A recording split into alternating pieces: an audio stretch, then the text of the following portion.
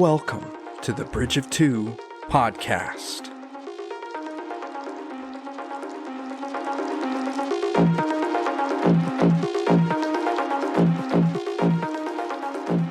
Welcome back. Well, welcome back. I was going to give you a minute to recover. I appreciate that.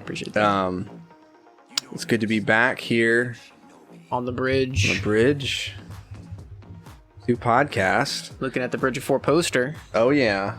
Or Bridge 4 post, not Bridge of 4. Just There's a not- post- there's way just a more than poster of 4. us and our wives. There's way more than 4 over there. Is the fan bothering you? No. Is it too cold? No, it feels nice. All right. Can't believe it's Amazon, but... Yeah. Amazon Basics. It's the best tower fan I've ever owned. Is it? Yeah. Nice. But yeah, we're here in the Bridge of Two Studios. chamber Chamber. of secrets. Whoa. Okay, Wait. now we're mixing. Studio. That's Bridge right. of 2 Studios. That's right. And we are Otherwise known as Josh's my bedroom. bedroom. We're close to Close to the studio. close to the studio, but the studio's not soundproof enough yet. Not there. So- Not there yet. Someday. Yeah. How's it going? How's life? It's going. How are you doing? What have you been up to? You get to start this time. I start. Okay. Well, a few things. Mainly, I end up talking about my kids, like what they've been doing. Honestly, a lot of times. It's not Bridge of Kids. Because so Ellie's into Avatar now. Very nice. Remember Which you Jack- mentioned that to me. Jack has seen a good bit of it just because it gets forced on him when it's Ellie's turn. He would, for whatever reason, he won't pick it. Like he'd rather not pick it, but he likes Sokka. Like Sokka's He his does like favorite. Sokka. Okay, well, that's fair. Sokka cracks him up. I think he enjoys it, but he has his YouTube channels that he likes, and he just wants to only watch those. But Ellie really likes it, and How is he going to find new shows that he likes if he doesn't try anything new? exactly, we're helping, we're trying, Exactly. He'll love it. He'll come to appreciate it. right? But yeah, but Ellie's been enjoying it. She's a good way into season 1, and I don't know if she's watched it in the last couple of days, but she watched the Blue Spirit episode recently. Nice. Where she had just finished talking about how she doesn't like Zuko, and then the episode right before Blue Spirit, she found out like more about his backstory, and then the very next episode is Blue Spirit, where he, spoiler alert, is kind of saving Aang. He's saving Aang from a different fire So person, that he can have him take him into the Fire Lord. So, but. You know, so she's getting to see the like, you know, there's some... It's more complicated than there's some more complications, and there's more depth there. And she really is an appreciator of that kind of stuff from the young age. She would always have some empathy for the villain. Like she would think that she would expect the villain to kind of come around, you know, at some point. So, yeah. Anyway, so that's been fun. And then... Can't wait to destroy her dreams with Star Wars Episode 3. Although I guess he does come around, well, to be fair. he does. Yeah. She already knows that. She has to watch the horrible... The downfall. Car then crash. Then she's gonna struggle with, is he redeemable? Should he have been redeemed? Yeah, right. Should Luke have believed in him? The answer is yes, everybody. That's right. Chosen one. The real and only chosen one. Darn straight. The only conceived of the Force Jedi ever.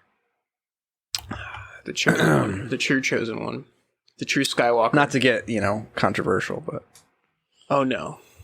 It's not even controversial at this point. I don't think so either. At least it shouldn't be. I actually did what you did the other day, earlier today, actually.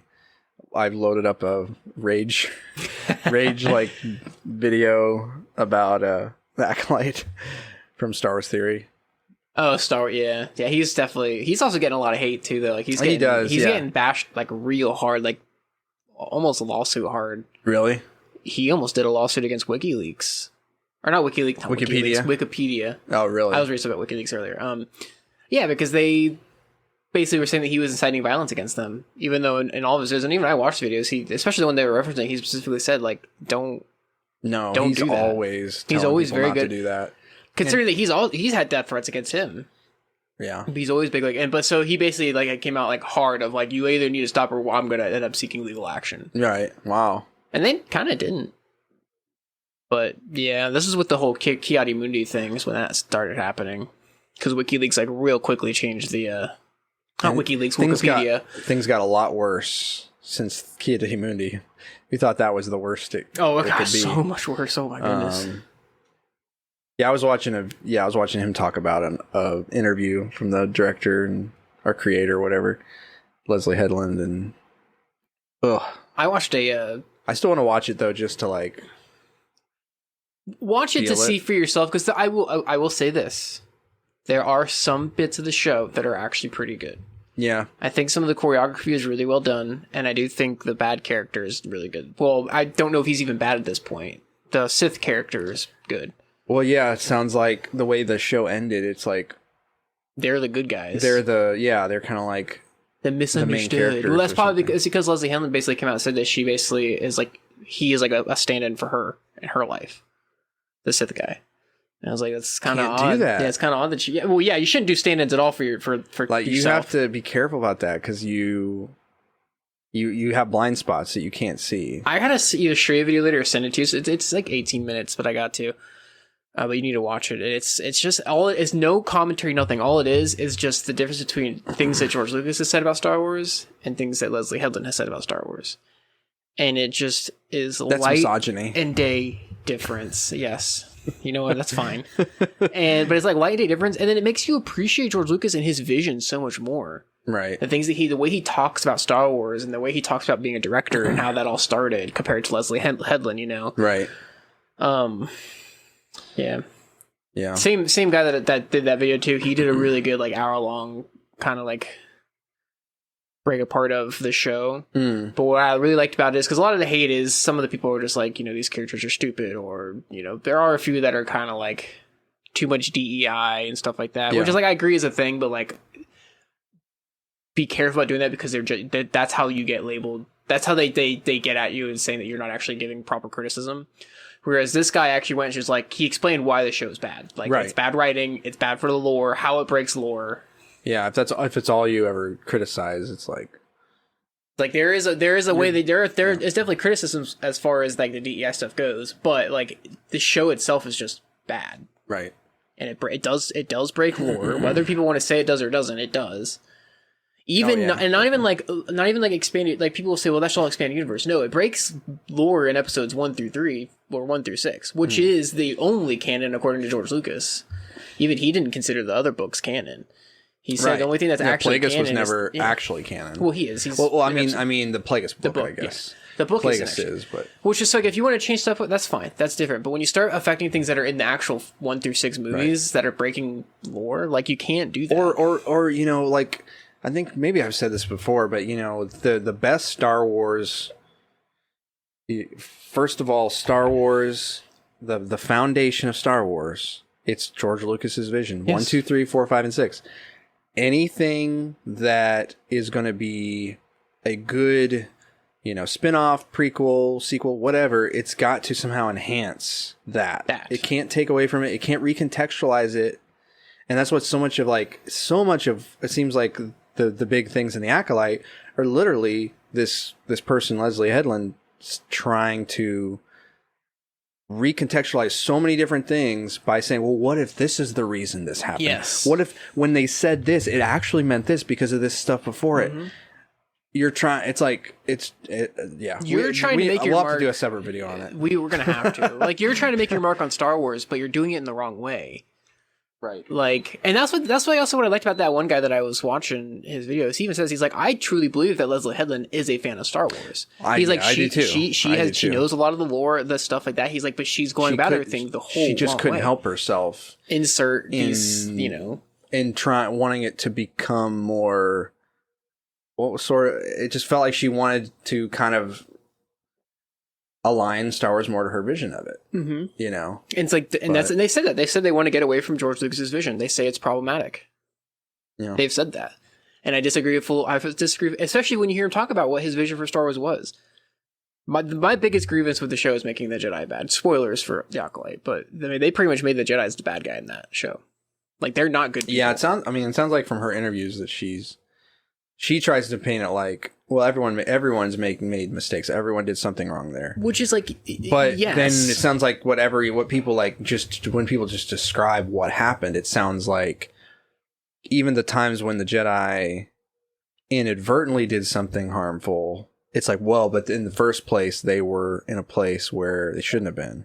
Or the things that they whatever. are labeling as bad aren't actually bad.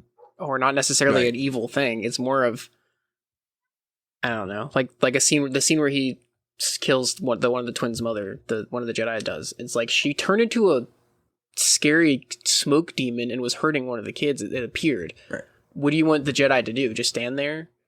Yeah. And like that was like the like one of the driving factors, especially the last episode, of one of the characters turning bad, or to the Sith, I should say, because once again, there's no good or evil. That's the thing that I think they must have fundamentally misunderstood. Sounds like that was written by a Sith. Well, yeah, that's the thing that they fundamentally misunderstand too. They constantly say in all the interviews, "Well, there is no good. It's all gray. There is no good or evil." No, that's the point of Star Wars, is that there is. Like, That's why it's called the light side. Yes, like, and that George Lucas says, when It's not getting out of balance, subversion. getting out of balance is going to the dark side. When you're in the light side, you are in balance with the Force. George Lucas wasn't trying to subvert things by having the light side be the bad guys and the dark side be the misunderstood guys. Or it was the only reason that the Jedi have any they're flawed in the sense of their pride and their hubris because they've been at peace for so long. Yeah, doesn't mean they're not. That doesn't mean that they're bad people. They're just, they have pride, and that was just to show how the Sith got past them. That was a way to explain that the Sith being able to hide within their ranks, basically, not to say that they are bad people. Anyway, we've talked a lot about that. We're going to do a whole episode. Episode 1 of this podcast is over now. But yeah, clearly there's more to unpack. I have lots of thoughts. So anyway, we'll have to do that. I don't know if I have. Have you done anything? You said what your kids have done, and you said you watched this video on the Acolyte, but I mean, I played more Helldivers. That's got an expansion-ish thing coming out. Yeah, it does. We're going to something freedom. Enhanced freedom. Enhancement of freedom or something, or enhanced freedom. We're going to take freedom to the next level, basically, boys, girls. More freedom for everybody. I mean, yeah, I just enjoy the gameplay loop of that game. And sometimes I get a little, after a major order, I will get a little fatigued, because I'll have played this one enemy type so much. But it's really fun when you get on with some friends too, and the stuff they come out with. I mean, like when they do come out with new major orders, it always gets me back into it because I'm sometimes it's a interesting new mission type, so there'll just be subtle changes they'll make, and it's just interesting to get in and see. But yeah, still having fun with that. Nice. It's because you can find a game that you can always go back to and play and enjoy. Yeah. I started the Republic Commando. There's a guy who he did an audiobook of Hard Contact 3 years ago, and it's like the way Star Wars does their audiobooks, where it's got music, sound effects. Maybe I'll have to maybe you should send that to me. I'll have to listen to it. Yeah, I'll send it to you. It's a little like at the very beginning. It took me a few minutes to get used to, because it's a little too quiet. Like his voice is a little too quiet. It's a little bit just slightly on the amateur side. But really, as you listen to it, you're like, really, he's doing a really good job. He does a good job with different voices and sound effects and stuff. And I was really getting into it. It's making me excited for just to reread those books. And I thought that he had left off on it and hadn't come back to it. But today I was looking at his YouTube channel, and he has a Patreon, and apparently he's slow, but he's been releasing more more chapters. So he's on the second book right now. He's on like chapter 7 okay, cool. of the second book. So, you know, I would imagine because he's doing it, you know, this way, it's a lot more than just reading a chapter and uploading it. You know, he's having to do the music, the sound effects, you know, all this different stuff. So, but yeah, Patreon's paid for too, so I'd assume he's trying to make a content that's worth being right. Paid Yeah, for. yeah. He only has like 25 people Still, on it, so. Good for him.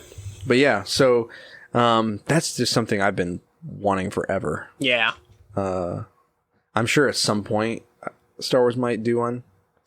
But don't think so. No? I think they're going to stay away from all because the it's EU. Legends. Yeah, they're going to stay away from all the Legends stuff. So that's like, that might be my biggest like disappointment with the transition where so many things became Legends instead of EU, because like that stuff just can never be touched anymore, you know, pretty much. Yeah, yeah. It felt bad for Karen Trout, because then those books were coming out when the transition happened, and that's why she never ended up finishing it. Yeah, she was in the middle of, I think she had already finished the first book, and she was working on the second book. She was already writing the second book, I think. And there was going to be a third book, I'm pretty sure. And then she was going to finish the second book, but then she was just like, you know what? She just couldn't do it.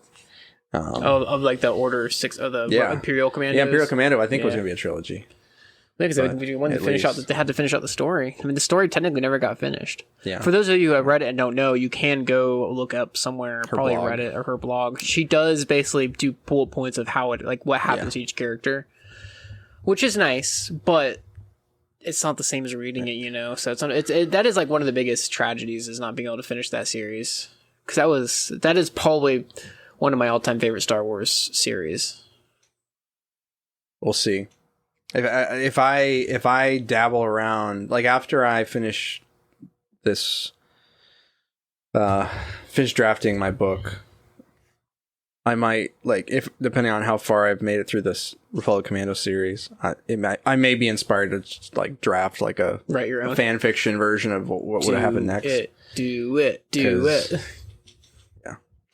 But anyway, so that's it for me. How about you? 18 minutes in. Hey, we're thriving. 10 of that's from the Acolyte. Right, yeah. I'm doing good. I think I mentioned last episode I started reading. Was that last episode I mentioned reading Assassin's Apprentice? Or is that you mentioned that you were working on it. I am still slowly working on it, but I have gotten to the point where it's like really kind of started to draw me in. It's different than what I usually have been listening or reading as far as fantasy sci-fi goes, because this one is very character driven as opposed to world building and story. Not to say that there isn't like a good story, and there is world building. But like Brandon Sanderson writes a world as it is its own character, right? And so do other authors, or a lot of other authors, like especially sci-fi, will focus a lot on the story as opposed to like focusing on like one character or another, right? Mine is Red Rising was very character driven, but this one is like very heavily. I mean, it's a first person perspective of a character, and the first book is all about going through basically him growing up. Okay. In this life that he's in. Very good.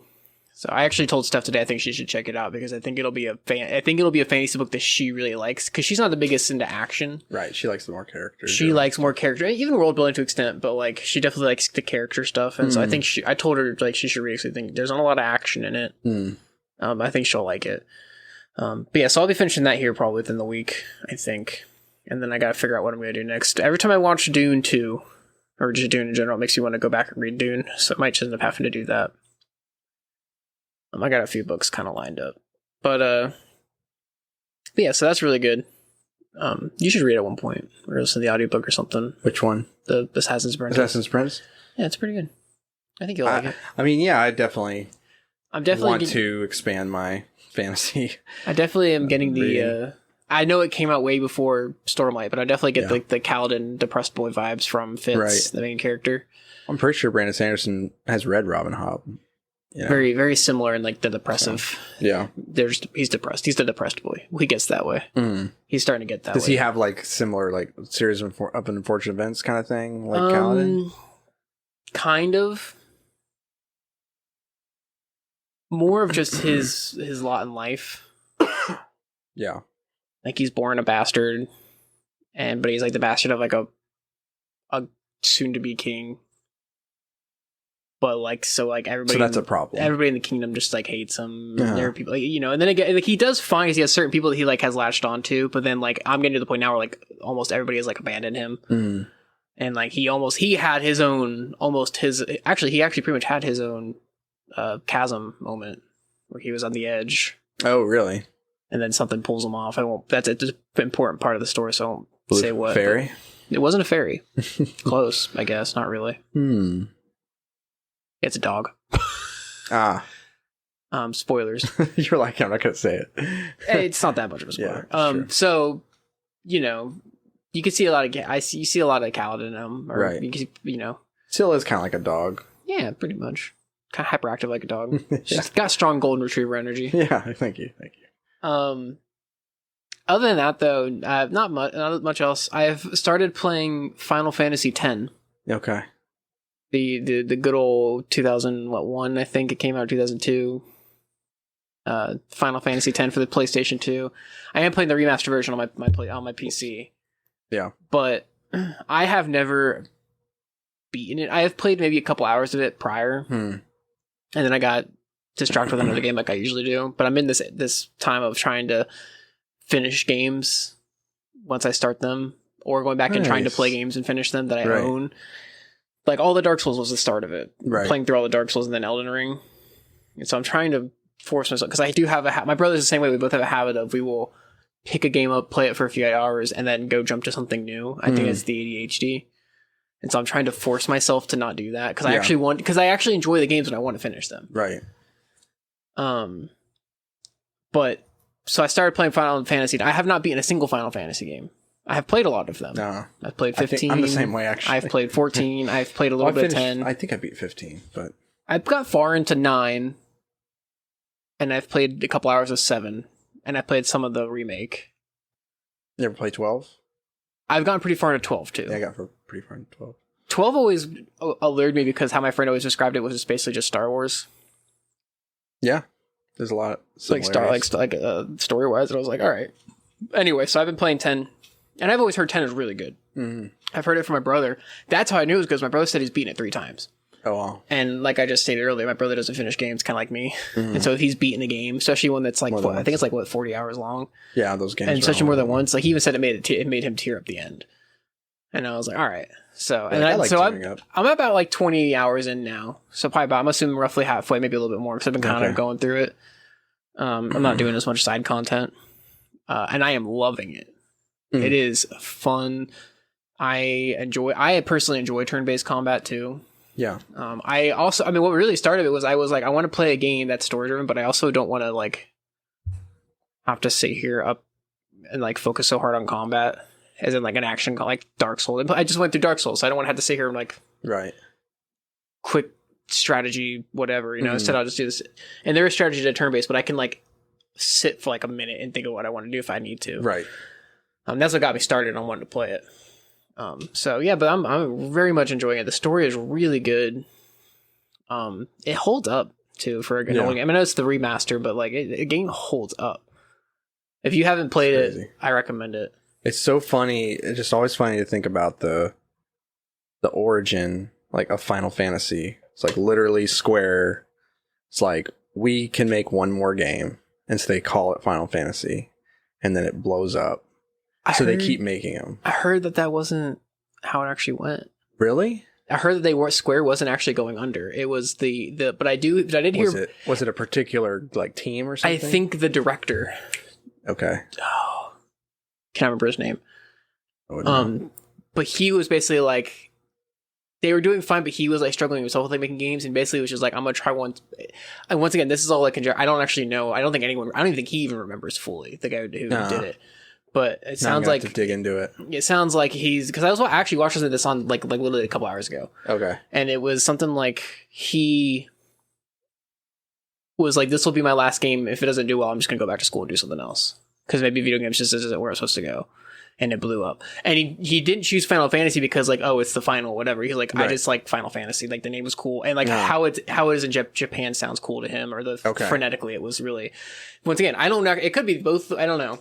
It's almost similar to the started as a chain email, similar to the Kingdom Hearts and the Disney. And, they're like in an elevator. And an elevator. Like, is that legit? Have we figured out if that's legit or not? Like, I don't know. You know what I think happens a lot of times is people are telling a story and they're trying to tell it in a interesting and concise way, and they either embellish or kind of gloss over things or combine things, but then it just gets taken as this is literally exactly how it happened. Yeah, but I kind of doubt it was that simple, but supposedly there was something along those lines. I'm sure it maybe started with like a silly conversation like that. I mean, it had to be. That's how a lot of something like start. Kingdom Hearts had to be something weird like that, because like how else would you get Disney and Final Fantasy together? That is a game that I keep seeing. My feed on Instagram has become very Kingdom Hearts filled. A lot of videos on YouTube are Kingdom Hearts. They are. Wasn't there some more stuff? The Missing Link is the next. There's Missing Link, but the iOS game. The next, like Kingdom Hearts 4, there's been some updates, maybe some more details about it or something. I don't know. And anyway, I think it's coming down for another replay soon of that game. I think out of any game that I own or I've played, I think that is the one I've actually replayed the most is Kingdom Hearts. Yeah, and like. Specifically Kingdom Hearts 1. Not even because it's my favorite, but just because if I go back, I'll start and from the beginning, yeah. But like going back to once again to like not finishing games very well, I have beaten Kingdom Hearts 1 at least 3 or 4 times now in my life, which is a lot for me. I've beaten Kingdom Hearts 2 twice, beaten Kingdom Hearts 3 once, which is once again, those are like, I've beaten that whole series once, at least once, and that's very abnormal for me, as of late at least. Right. Those games are just, man, I don't know, I want to get Steph to play them so bad. I think she would genuinely enjoy them. Yeah. If she just gave it a chance. But she's so stuck on it's Disney. It's stupid. And like, that's the point. Only you could get her hooked on Final Fantasy. I think I have an easier time with Kingdom Hearts than I would Final Fantasy. Yeah. I don't know. I mean, I think the Kingdom Hearts 2 is great. And the story's great, but Kingdom Hearts 1, that just initial story of you've got these 3 friends and they get pulled into just something crazy and they get pulled down different paths and stuff like that, and they're trying to get back, like come back together. Like Sora's just trying to save Kairi and like and find Riku and save him from the darkness and all this stuff. Like that storyline just resonated so deeply with me the first time I played it, and it's like a core memory of like, which is a very good Kingdom Hearts reference. Memories. Yes. Well, it's also like a chain of memories. It's like a chain, yeah. Made of my memories. Anyway, but I just think that's a really strong. The emotional tension of that first game is really strong. That and the first game very heavily relied on Disney. It did, like yeah. It definitely. I love incorporated. That. Well, we're public schoolers. Yes, exactly. I was telling Steph this the other day, and I was just like, I'm not a big fan of Disney the corporation, but I love the aesthetic of like Disney shows and characters, like Mickey Mouse and Donald Duck, and I like Tarzan. I like the aesthetic. Yeah, like that's why, because we were talking about, her and I were talking about Disney World and going to Disney World when Emma's like old or whatever. Yeah. And like she used to talk about how she never went as a kid or whatever, and I was like, well, we used to go there for vacations, and I was just like. I like Disney World because I like the aesthetic of Disney. Yeah. I hate the Disney Corporation. Right. But I do like Disney as an aesthetic. I watched a whole like hour-long video the other day on that Epic Mickey game, which was interesting. Potentially, whenever Emma's older and you start watching some of those old Disney movies, she's going to be like, Because there's some bangers in there. There are some bangers. I think I'm gonna try and see if Steph. I'm gonna ask her probably like later. Be like, would you just sit down and try Kingdom Hearts and I'll sit there with you. Like we could play through it together. Like, would you at least just try and play it? I wonder if I can get her to do it. I think she'd enjoy it. Yeah, I think you can. I think she loves me enough to do that. Oh, when's your birthday? January. half a year. Anyway, maybe Christmas. Christmas present. I mean, hey, if we move, well, maybe I shouldn't say that on. If we move, she'll have nothing to do but sit and play your games with me. Right. Anyway, Final Fantasy X, highly recommend. And I plan on. I'm like in the point now where I think I'm going to play through most of them. Like I own 9, I own 12, I own 7. I own 7 on my phone. Yeah. So I'll probably play that on my phone. I think next I'm either going to go for. I think I'll probably go for 12. Between 12 and 9 next. But then I also have 15 on my PS4, and I have the remake on my PS4. What I really want to play, though, is 16. Yeah. Because that looks like... Is it out, actually? On the PS5. Okay. It's not on the PC yet. And there's like no updates on when they're going to get a port. I was looking. Because that one looks like it goes back to like the classic fantasy. Medieval. Not as much like cyberpunk-y. Yeah. Anyway, that's about it for me. Play Final Fantasy, guys. It's good. Just play it. It's good. Don't let the old graphics fool you. That's like Prime. I was telling Steph, I was like, when I'm playing like an old game too, that they don't make stories like they used to. They don't make video games like they used to. Well, the stories had to be good. But yeah, because that's what drove them. Because it wasn't the graphics. And like, I've started to realize, like, I think I'd prefer a good story over good graphics. Oh yeah. Give or take, like some games I like have like the gameplay's fun and I like the graphics. But like, give me a good story and I'll probably play it. That's like, there's a game on the Switch that my brother and I were playing. I need to go back and play that. Oh, what's it called? Chained Echoes, maybe? Can't remember. But it's an 8-bit game. But it's like a modern 8-bit game. Yeah. Phenomenal. The story is like really good. Like that was a game that my brother and I both got really into. I just never finished it. I have to go back and play it. But like the graphics aren't great at all. It's like a basic, almost like a Final Fantasy like 6 type of like 8-bit. Right. Oh, this one might be like 18-bit or whatever they do now. But the story was so good it just kept me drawn in. Yeah. And it's like you don't need good graphics to make a good game. Right. Actually, I'd prefer you to have a better story than to focus more on graphics. Right. Yeah. Anyway, that's my 2 cents on that. Awesome. Well, do you want to take a break or do you want to just go right in? We can go right in. Let's do it. Okay. Gosh, I'm going to jump right into the very end. Spoilers for Dune Part 2, because that one's a little bit more recent. Just when Paul walks up and just go, like, what? It's like, hey, grandfather. And just stabs him in the neck. Ugh. Brutal. Just walks past everyone. Walks past the Emperor. And all of his... And all the men. Crazy trained Sardaukar that are mentioned so often. Alone. And just stabs him through the neck. Not even like just like back to him and everything. Like the disrespect in that scene towards everybody is astounding. Love it. Yeah. Absolutely. Mic drop moment. Anyway, Dune Part 2, guys. That's all you need to know. It was great. See y'all later. Yep, that's it. End of the episode. All right. We spent all of our time talking about the other stuff, so. No, it's just a great pay. I mean, like, just from where the first movie leaves off and everything that happens and all the tragedy, which you can argue definitely there's some tragic elements of this movie. But a lot of it is very... In a different way, too, though. Yeah. Right. In a way that we can't fully appreciate yet, I think. Yes. Because where things end up in this movie, is there's so much triumph and so much striking back, against the Harkonnen, against the Imperium, and it's almost more like an internal tragedy compared to like an external tragedy. Yeah, where, like the first movie, you had the downfall of the Atreides house and all that, whereas this one is more of like, and it's more subtle. Like, if you're not fully paying attention to things going on, or you don't know a lot about Dune either, you won't fully understand, but, like, there is a lot of internal tragedy on Paul's part. Right. That, like, he's kind of fallen to what he wasn't wanting to happen. Yeah, it's very interesting how they kind of chart Paul's, like, motivations and his, the decisions that he makes throughout the movie.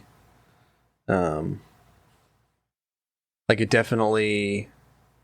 Are you good? We're good. We're just going into it? We're just going into it. Okay.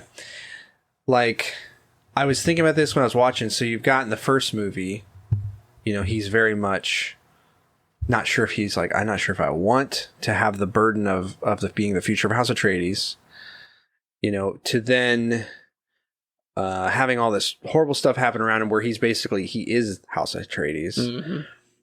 And then you see at the end of the movie, first movie, when he is kind of he's starting to invoke the idea of the Lisan al-Gaib, like with some of the Fremen and stuff. So he's kind of starting to play on that too. And he's playing on it specifically for revenge. It's kind of mentioned, like, I don't remember if it was mentioned in the second movie or the first, but someone says something along the lines of... His mom says in the second movie. Yeah, so like at the beginning of the second movie, he says, like, really early on, he's like, we need to get, all the non-believers, turned. And his mom's like, your father didn't believe in revenge. And he was like, I do. Yeah. And compare that to, like, the end where... I don't know if I'd say that he believes that he's the prophet, but I do believe that he is trying to help the Fremen. Like, I no longer think it's just about his house as it started. I think he genuinely is trying to help the Fremen. No, I definitely don't think that it's just about... I really think it was that the turning point was whenever the Harkonnen with Feyd-Rautha just go ballistic on the siege. The sieges, yeah. And then he's kind of like it's kind of like they've left him no choice. He's got to go south because they're basically, all those people are like now homeless, and he's just got to do what must be done. And he still even tries. He tries even then. He says, you guys go, I'm going to stay behind. He does try, yeah, a little bit. But they end up getting him. I don't remember what talks him into it, but he ends up going. I think he kind of just at that point starts to realize, like, I do need to... Well, he goes and has that moment where he's like, he's trying to see if he can get a vision with Jamis again. Janis. Yeah, Janis. And in that vision, Jamis says something about, like, climbing to the hunter climbs to the highest peak to get the best. Oh, he has to see all. Right, and so it's kind of like, but you've got some of the, like, Bene Gesserit voice coming in there too. So is he still being manipulated? I think he's being manipulated, maybe, but basically, I think he believes he needs to drink the water of life so he can see both the past and the future to make a good decision. In order to know all, you need to be able to see the past and the future and the present. And that's the point of the Kwisatz Haderach, is to be able to see all. Yeah. Because that was the issue with, like, the women. The women couldn't see the future, but they can live the past. They have all the past. But they can't see the future, whereas the men, the Kwisatz Haderach, are supposed to be able to see the past of the women, but also be able to see into the future. Yeah. Which is interesting. I watched a whole video on this about prophecy and being able to see into the future. And the three characters it mentioned were Paul, Aaron from Attack on Titan, which I don't know, that might be a spoiler for you, and Anakin, and how being able to see or know the future can change how you live your present. Right. And in what ways it could. And also if things are you truly destined to be the way that you are seeing them. Yeah, it's like, are you seeing the future that's, like, static, like it's unchangeable? Or are you seeing what the results of your actions in response to that? That's just always a very interesting thing, and that's something this movie really plays on really well. It's like every single thing that so much of, like, the prophecies you see throughout the movie, where Stilgar will, like, as this was foretold, as it was written, like, even at the beginning, whenever Paul, he's decided to. I don't know if he had decided yet. I think that maybe at first, whenever he starts talking to the Fremen and says, after his mom drinks the water of life, yes, and they're, like, freaking out about it, and he's like, no, she's been a Gesserit. They're trained in transmutating poison, and so this isn't a miracle. I don't want to be a savior. I just want to learn your ways. I think at that point he was still trying to, like, he was not. He was still thinking about swaying the non-believers, but he was doing it by.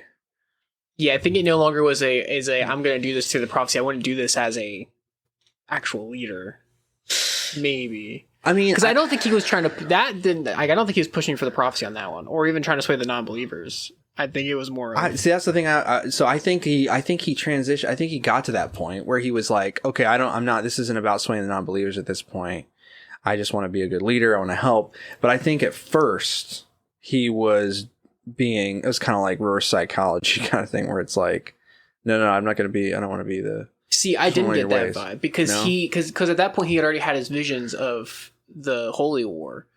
And so in his mind, he was like, basically, if I follow the Bene Gesserit, if they believe me to be this prophet, what will happen, what it will lead to is this holy war of millions and millions dead. Because that's the whole point of him not wanting to go south, is he's like, I see what happens if I go south and I drink the whole this water. Yeah. Is that there will be a jihad that will leave millions dead, and he didn't want that. I think that was him fighting against this prophecy of being like, I don't want this to come true. So he's like trying to tell them, like, because he wasn't even talking to the non-believers, he was talking to the believers in that moment. Yeah, he was saying like, she's a Bene Gesserit, she's trained to do this. This is just basically trying to be like, this, stop it. We're not. Yeah, Yeah, maybe because not until he eventually goes south that he finally just accepts like, all right, I guess this is just happening. Well, to me, it seemed like he had this vacillation where it was like, okay, I need to use this, like at the very beginning, as he was like, we got to sway the rest of the non-believers. But then once he started going with the Fremen and becoming one of them, I think he decided he was making enough of a difference as a Fremen that, maybe he could just make enough of a difference as Fremen that he didn't have to get. Maybe he was letting go of revenge, the idea of revenge, and then he was falling in love with Chani, and that was a big thing too. Is like he knew that in Chani's eyes, he couldn't be going after this prophecy stuff and or he might lose her. And then, like you said, then he was like, was getting the visions where it was so clear, like if he goes south. Like at the one point he sees that the woman that's walking is his mom, which is like super on the nose. She went down there. She said, we'll be waiting for you. So it's very obvious. She is the reason that most people ended up believing in him. I mean, she got everybody to pretty much believe in him as the prophet, at least on Al-Gaib. Yeah. Yeah. It's very interesting how it's like, do you think, do you think that the success he has in the movie, is it just a product of the Bene Gesserit, just like all the years of just like laying out this path, and then because they just walked that path so exact that it was inevitable, or could there have been something to the prophecy? That's the thing that like I always found that's like almost kind of hard with the movie, because I do think the book is a little different. I don't remember for certain. But is the book more clear about that? I think the book is more clear because the author, Frank Herbert was pretty big on like religion is no bueno. Yeah, I mean, he was definitely really trying to push this idea of like a Messiah can be a dangerous thing. Yes, and so but the movie sometimes almost leaves it, and like I said, it's been why I want to reread the book, because I don't remember, but like the movie, like especially the first time you watch it, if you don't understand that that's kind of part of the point, is it almost seems like the prophecy is a legit thing, right? Even if Paul himself doesn't believe it, he's just a humble guy who ends up falling into the prophecy, right? Yeah, I don't know. It's interesting to think about, because it almost does seem like that the prophecy, like maybe it is actually kind of legit. Yeah. Even though it was started by the Bene Gesserit, because almost everything does seem to fit a little bit too perfectly. But at the same time, some things don't. Right. Like he will be one of us. He'll like in the first movie when he wears his still suit properly, and she says, he will be able to whatever. But he just he comes to their ways. He comes from a place where he learns about these things. He studied it, Yeah. He studies it. He's just like educated. He's also got that going for him that he's like the product of all this Bene Gesserit, like planned breeding. Like he's like a very good specimen of a human being. Like, and he has the ability with the voice and stuff like that. So he's got a lot going for him. And yet it's just, he gets to a point of being kind of unstoppable. I mean, like, you know, even whenever he's not trying to be, he's just trying to learn the ways of the Fremen, and he's just going for it, and he's just doing everything. Calling the biggest worm that they've seen to a grandfather worm, and and just like, it's almost to me like, that's part of the point, like part of the reason maybe you see the author's hand a little bit, the reason, like, because, you know, sometimes in a story, whenever you have a character like a chosen one, that they're just automatically good at everything. They're just, everything they try, it works because they're the chosen one or whatever. And obviously, like we said, we know he's been trained. He's got lots of things that have brought him to be able to be so good at a lot of these things.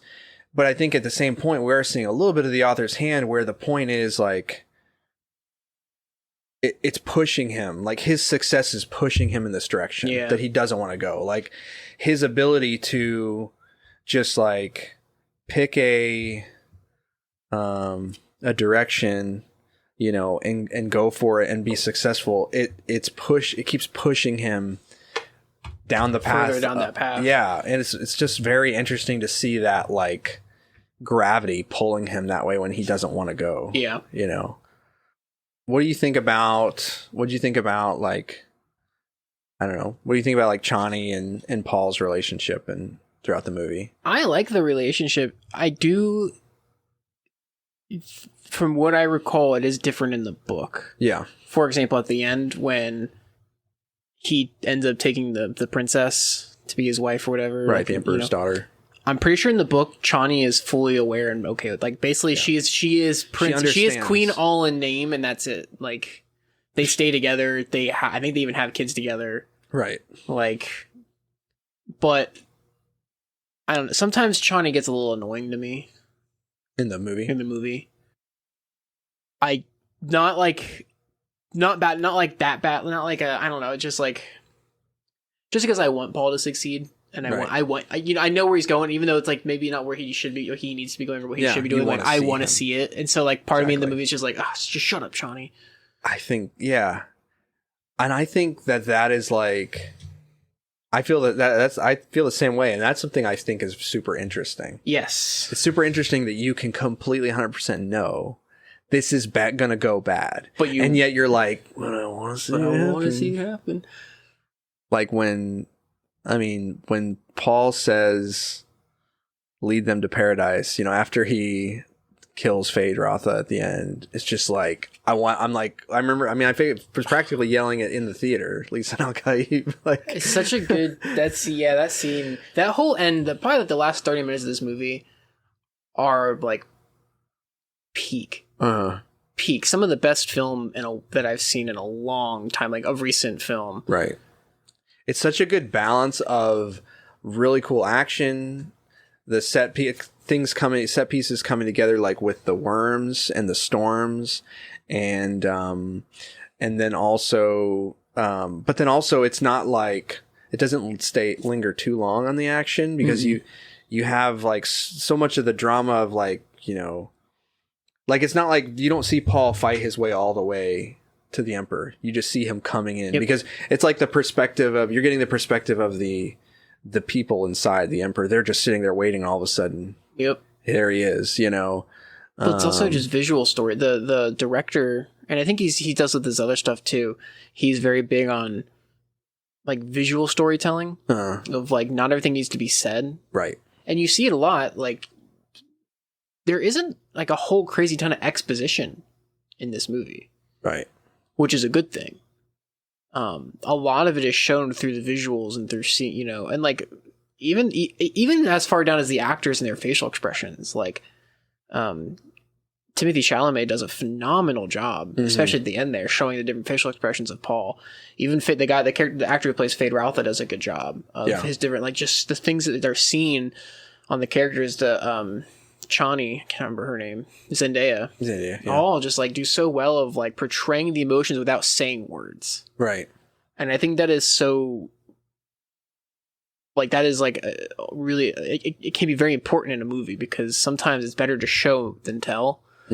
And the director really nailed that. And like I said, you really see it in that last like 30-ish minutes. Same with like, once again, we don't need to see this gigantic battle, but instead we know what's happening. And then you see Paul strolling like nothing's wrong with him. Yeah. That tells you all you need to know. We don't need to see this whole battle of Paul kicking butt. We know he's a BA because he just walked in here, walked past everyone, and killed the guy. It's like we kind of know, like we knew this would happen. Mm-hmm. Like Paul knew this would happen. He knew that he would come down, he would kick butt, take names, and there would be a holy war, and it literally happens. And it happens. We don't need to see he's embraced it at that point. So what about Stilgar? What do you think of Stilgar? Any thoughts on Stilgar? He's an interesting character because he plays that very devout. He believes from the beginning, basically. Yeah. Which I wonder what you think about this. From the end, because the first movie ends and the second movie where it begins, there's really no gap. Yeah, not much. And so, they're out in the desert. They're still carrying Jamis's body. They get to the siege, and then Stilgar seems to already believe in him.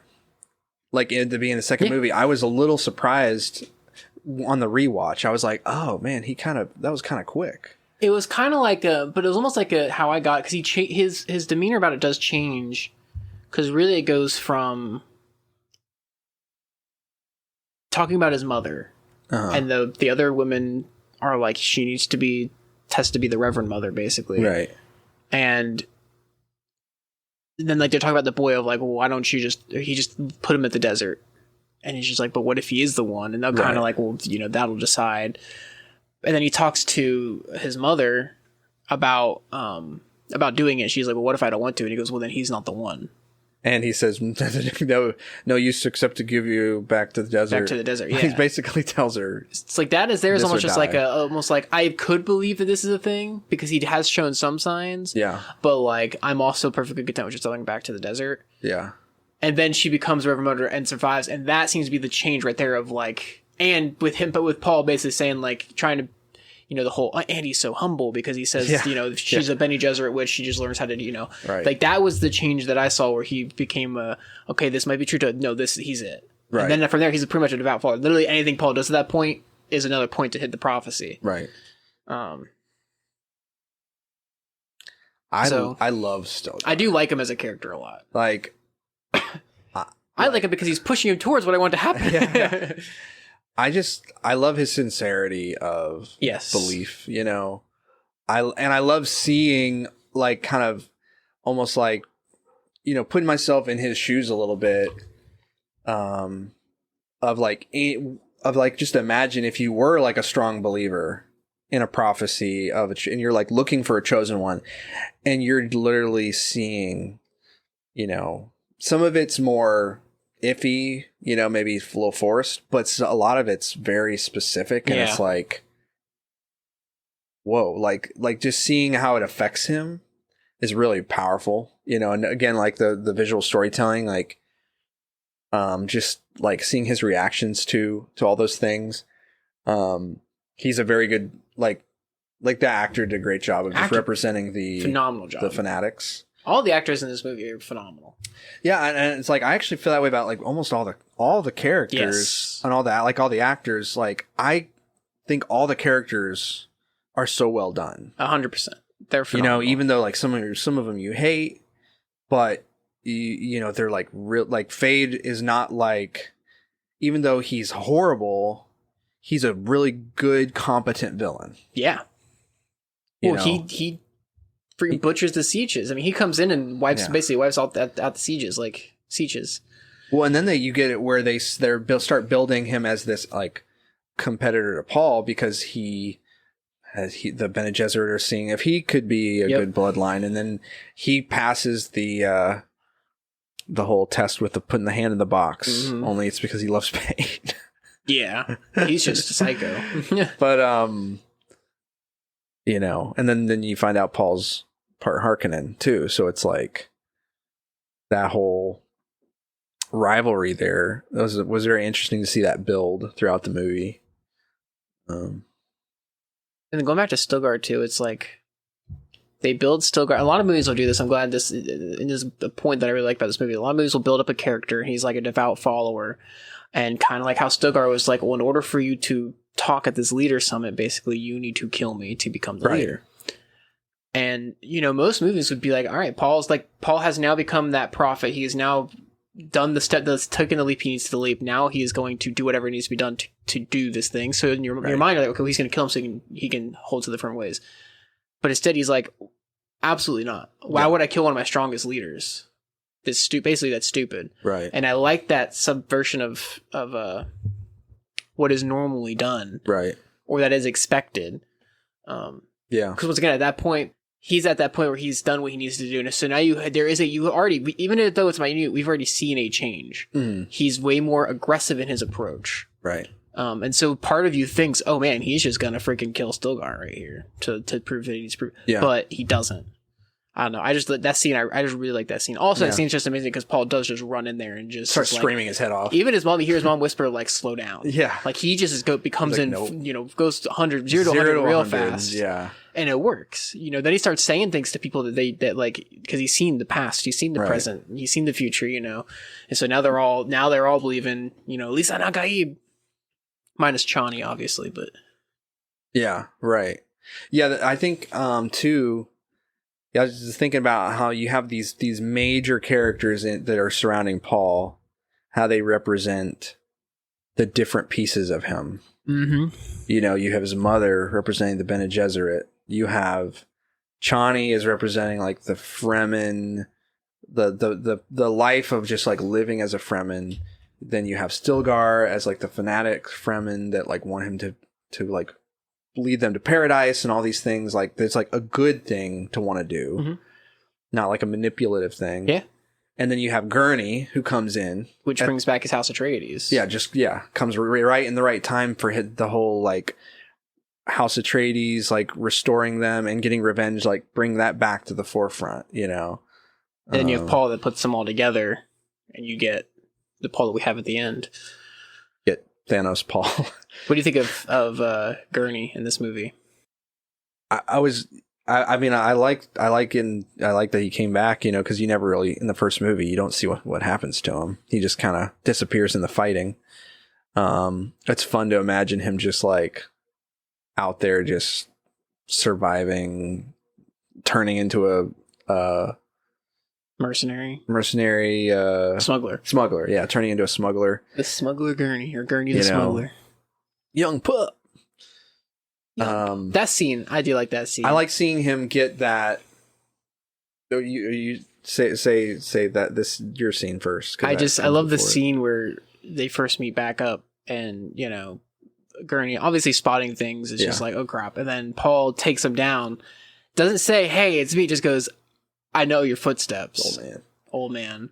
Yeah, good callback. And then you see once again, you see it on the face of the actor of like realization, and then they start, young pup, it's just like, when I first watched the movie, part 2, and this goes a testament to how fantasy is written nowadays and how much I've been like shows of that or just like fiction in general.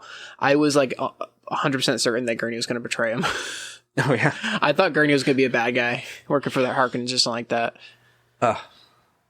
So glad. I'm so glad they didn't. That's the thing about this, about the way the director was able to adapt the book in such a, for the most part, faithful way to the pacing, because this second movie it's you've got this very long, drawn out refusal. In stories, a lot of times you have like the hero has this call to adventure and they refuse the call.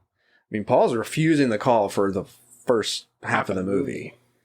So usually that's something that you get out of the way right away. But is that just like the structure of it's super interesting. You're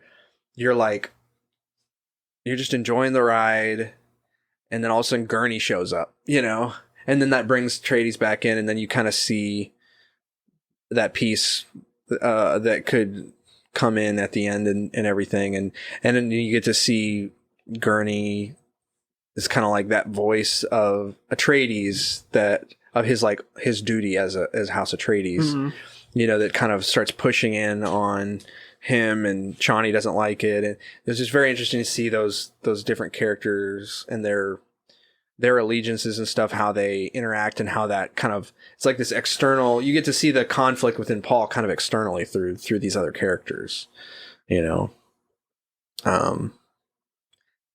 You know, one thing I love about this movie, I love soundtracks, and I love the soundtrack in this movie. Agreed.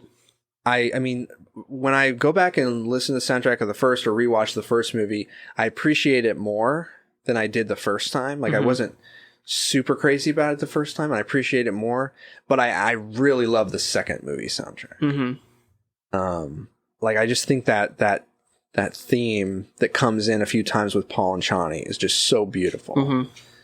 There's like this, it's almost like very dreamy kind of song. It's very sort of like, there's like some innocence there, you know, like innocent love and all these things, just the feeling of it. And I think it plays at the end when it kind of takes on a different feeling. Just goes off to her on her own. When she goes off on her own, you know. And that's, you know, kind of to come around to like some of the tragic elements of this movie is, you know, you've got Paul and Chani just doesn't want him to change. She wants it, and she says, you know, you'll never lose me as long as you stay you. You know.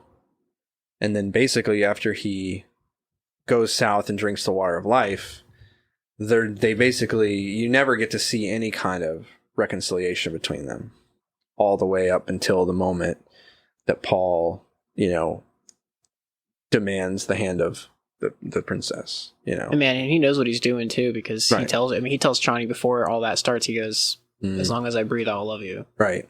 Because he knows what he's about to do. That scene, once again, that last 30 minutes, you know, start of the battle up until they're in that throne room area thing, is just like phenomenal. I mean, I get chills watching it. Yeah. Like that scene where he is just like, where he brings him in and he just goes, I am, you know, Paul Atreides, Duke House Atreides, Duke of Arrakis. Yeah. You know, I love how he keeps throwing that around like I'm the rightful. And then he stops and he's, you know, and he says, you know, Gurney, tell the houses if anyone makes a move, we will nuke nuke the spice fields. Yeah. And then the Emperor's just like, you won't do that. Are you an idiot? And then the wife says, or the daughter says something, and the Bene Gesserit says, like, Paul, think about what you're about. And then he just goes silent. He uses the voice on her and yells silence. It's just like that knocks scene her back. Of any other scene in the movie, I think that's probably one of my favorites. Yeah. It's just that whole interaction right there. He's so in control. I mean, she looks frightened. Fade Ralpha's like, holy crap. Yeah. He just, you know, like he is like, this is peak Atreides right here. Paul Atreides right here. Right. You know? And then you have the good one-on-one combat with Fade Ralpha, which I think is just, it was just, the fighting is very, they must have had the people who train the fight. They must, like, Kali Eskrima is a fighting style, Filipino martial arts. It's very reminiscent of like the Eskrima, like knife fighting in this way. I'll show you it later. But the fighting is very reminiscent of that. And that's always been one of my favorites. That's what Jason Bourne trained in. Why can't I remember his name? Matt Damon. Matt Damon trained in Eskrima. And Kali for the Jason Bourne movies, as well as other things. But that's what it really is, like reminiscent. And it looks more realistic than a lot of like knife sword combat does in movies, right? In my opinion, there's something very, you know,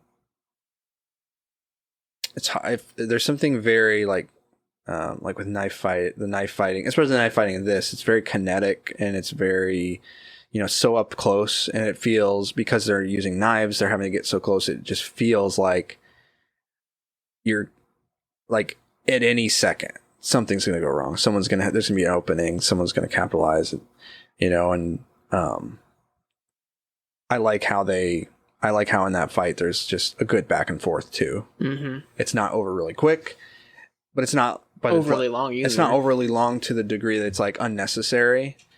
You know, like it feels like just this is how it is or how it went or whatever.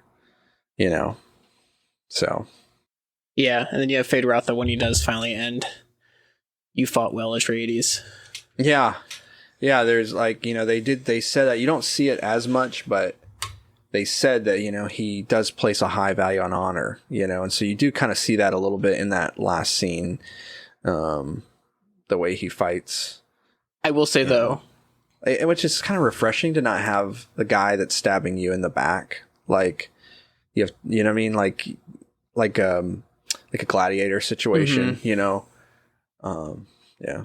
That was just a straight up, that was just a one-on-one fight. I mean, it was a fair fight, and he lost and owned it. And then you have Paul just come. That was the point of going back to like the visual storytelling as opposed to like saying things, where Paul doesn't say a single word. He gets up and he walks over, and they're like, the daughter says like, "Don't kill him," whatever, and he just puts his ring out.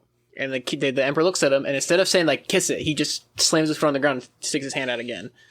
You know, once again, it's not, we don't need words to know what's being said here. And he does. He gets down and he kisses it, and it's just great. Then you get the great line of "Lead him to paradise," and the holy war begins. And then I love Stilgar. Again, just Stilgar's reaction. Like, well, after he beats Fade Routha, he has like this momentary hesitation where he's like, it's almost like he's out of his body, and then he comes back and yells, "Lisan al-Gaib!" Like, it's like he remembers that he needs to yell, "Lisan al-Gaib!" And then, you know, whenever Paul says, "Lead them to paradise," just Stilgar just looks like he is in paradise, like he can't believe he's living this dream or whatever. But you know, but you have that, like, I think it's comes back to Jessica, you know, because you get the voice of her daughter, in utero child, which is such a weird, just all so weird. All those scenes are strange to me, but yes, it's so weird and creepy. But she's an adult in the later books, the daughter. Yeah, she grows up. She helps raise his kids. You get a glimpse at her, you know, in that vision that Paul has. But you know, but they so like where things are now is the houses have rejected Paul's claim to the throne, and so he's going to go to war with the great houses as like a claiming to be emperor, I guess. So it's, I mean, they're going to make another one. It's going to be very interesting to see what all happens. Obviously, it's going to follow Dune Messiah, I would assume. But I'm guessing it's going to be pretty tragic. I would assume so. And I'll be interested to see how they bring Chani back around, because like I think they kind of have to, because of the fact that she ends up bearing his heirs, right? I think so. I don't remember. I'll read it and let you know. I know they have children together, so I would expect that they'll honor that in the next movie somehow. I just don't know how they'll. Because, like, she kind of looked like she was just going her own way. Maybe she'll decide she wants to come back. I don't know. Yeah. She'll come back. All right, well. Well, yeah. That was Dune Part 2. Part 2 of Dune Part 2. Definitely probably my favorite sci-fi right now. Yeah. Out is the Dune movies. Those are... Man, they just did a phenomenal job. Yeah. They really did. Very good, yeah, and very, you know, just setting. I love seeing the bar get set really high, you know, so that other people have to kind of. Yeah, that's sci-fi done. There's no excuse. Like, you can adapt things. Yes. Faithfully and in an interesting way, and you can knock it out of the park. Yep. You know. Yep. So, and make money. It made good. Oh yeah, it did well. Even in the, you know, I think even in the midst of COVID, it did really well. Yeah, it was one of the higher grossing during COVID. A lot less than it would have made, but this movie showed that it definitely would have been a blockbuster hit, the first one. And that sci-fi fantasy is not dead. That's right. Alive and thriving. Well, this has been the Bridge of Two podcast. a far, far away bridge. Check the gate.